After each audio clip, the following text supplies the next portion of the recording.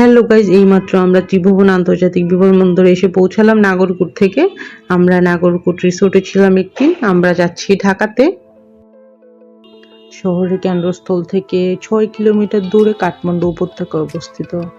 এটি নেপালের একমাত্র আন্তর্জাতিক বিমানবন্দর এবং 1949 সাল থেকে একটি বিমান ঘাঁটি হিসেবে কাজ করছে। এটি রাজা মহেন্দ্র 1955 সালে উদ্বোধন করেন এবং 1964 সালে বর্তমান নামে পরিচিত হয়। শুরুতে এটি ঘাসের রানওয়ে ছিল। 1957 সালে কংক্রিটের আস্তরণ স্থাপন করা হয় এবং বেশ কয়েকবার সম্প্রসারণ করা হয়। ত্রিভুবনে প্রথম জেট বিমান নামে 1967 সালে এবং জেট বিমান নিয়মিত পরিচালনা শুরু করে 1972 সালে।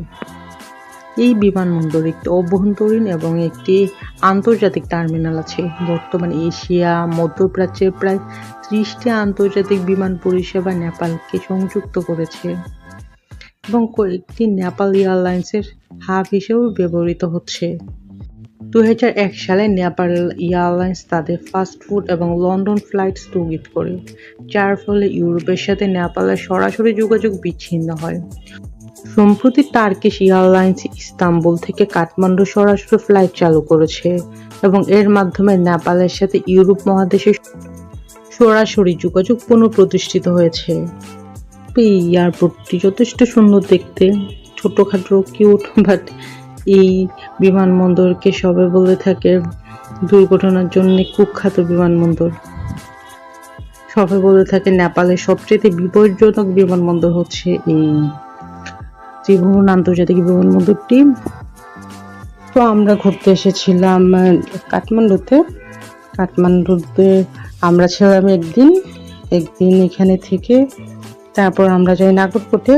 আর কাঠমান্ডুতে আমাদের হোটেল ছিল থামেলে আমাদের হোটেলের প্রাইস পড়েছিল 1500 টাকা। আর হোটেলের নাম ছিল সুভেনিয়ার। এটা একটা রিসোর্ট টাইপের হোটেল, বাট রিসোর্টের জন্য এত বেশি ফ্লাওয়ার ছিল, অসম্ভব সুন্দর ছিল আমাদের হোটেলটা।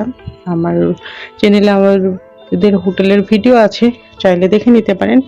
তবে ওখানে একটা প্রবলেম, সেটা হচ্ছে প্রাইসটা কম, রুম টুম সব ঠিকঠাক আছে, কিন্তু ওখানে কোনো ব্রেকফাস্ট বা ডিনার কিছুই দেওয়া হয়নি।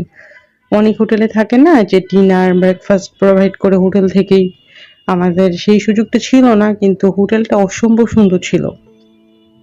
আর আমরা থামেল থেকে ঘুরতে গিয়েছিলাম নাগরকোটে।